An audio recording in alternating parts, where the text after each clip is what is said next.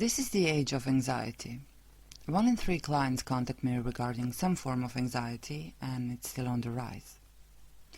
Anxiety is a very common problem today, and I believe it is because we live in a world, in a system that generates it through accelerated lifestyle, numerous distractions, unachievable standards, and irrational goals. In the past, our goal was to survive, and now that's not enough. We have to survive, we have to acquire, attain, and we have to be happy.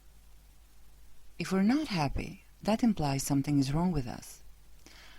And what's worse, that happiness is not defined subjectively, as that requires inner work and knowledge of the self, but it is packaged and delivered by the system. We want love and freedom, connection and disconnection, ownership and irresponsibility. We want safety and adventure, all at the same time. Established traditions, structures, and dogmas that gave us false sense of safety in the past weren't questioned due to lack of information. Now, we are drowning in information, but we lack knowledge, needed to discriminate and to digest them.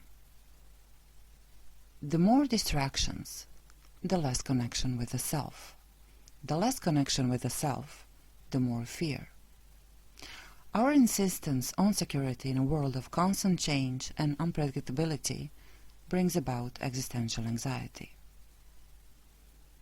Anxiety, if not treated timely, may grow into more serious problems like obsessive-compulsive disorder, depression, addictions, even psychosis. The problem with trying to get rid of anxiety is that the more you try, the stronger it will become. What we resist persists.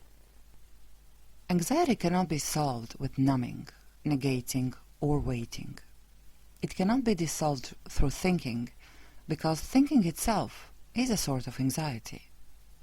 Instead, we need to dive into it, to realize that not only it can be healed, it can be used as a powerful transformational force. It can be used to discover true unshakable safety rooted in the self, the one self of yourself, the eternal and omnipresent. In order to heal anxiety or any negative state, we have to be willing to accept the possibility that we created our problems.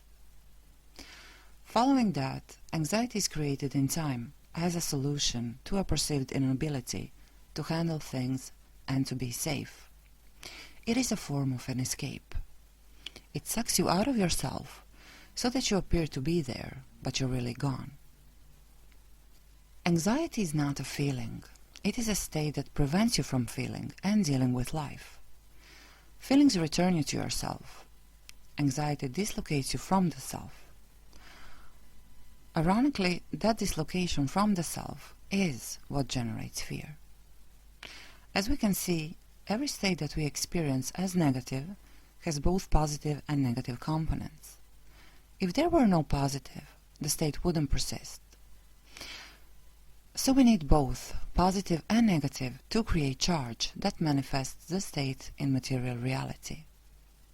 The positive traits of anxiety that my clients usually report are: it makes me work more, I can focus on myself and take care of myself, it requires me to slow down, it forces me to change, it helps me relate to others, makes me grateful when things are good, it keeps me away from dealing with life, and so on.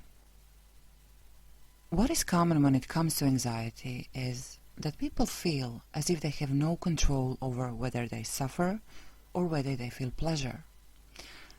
Their bodies register a feeling of dread relative to the future because of it. It makes it impossible to enter the moment, to land inside their body and be there. They cannot be in the moment because they are too afraid of what the next moment will bring. They anticipate suffering in the future, and they fear the future. They conclude there's no hope. But that fear, that hopelessness, is a result of past negative experiences and traumas that haven't been processed properly or at all, and they are different for different people. So we say that anxiety is a group of emotional problems, and we need to address them and disassemble them one at a time. Anxiety is a label, and within emotional release systems, we don't work with labels. Anxiety manifests differently in people at different times, and therefore requires an individual approach. As with everything, we start from the feeling. If you can feel it, you can heal it. So when you think about your anxiety, how do you feel? I feel fear. Feel the fear and notice, what is this fear about? It's about the future. Fear about the future is one emotional problem which is a part of client's anxiety. Once we release this problem, the client cannot feel fear about the future any longer. We then identify and remove other building blocks of the client's anxiety until it's resolved. No amount of anxiety makes any difference to anything that is going to happen. So when you realize that in the process, and you recognize and eliminate real problems that led to anxiety, you can not only eliminate that state, but you can thank your body for being able to create solution and use that energy to create your life in a way that is in accordance to your higher self. After integrating the charge, clients feel relieved as they've released that stuck energy used for fight or flight mode that they can now use to create and to thrive. They feel at peace and present within their own body. As they sink into the self, there is no need for future, because that presence is so potent, so whole, that that's all there is. And that is the source nature of your own self. Sanity, wholeness, and integration lie in the realization that we are not divided, that man and his present experience are one, and that no separate I or mind can be found. So this is what we get within emotional release systems: elimination of the unwanted states and restoring wholeness.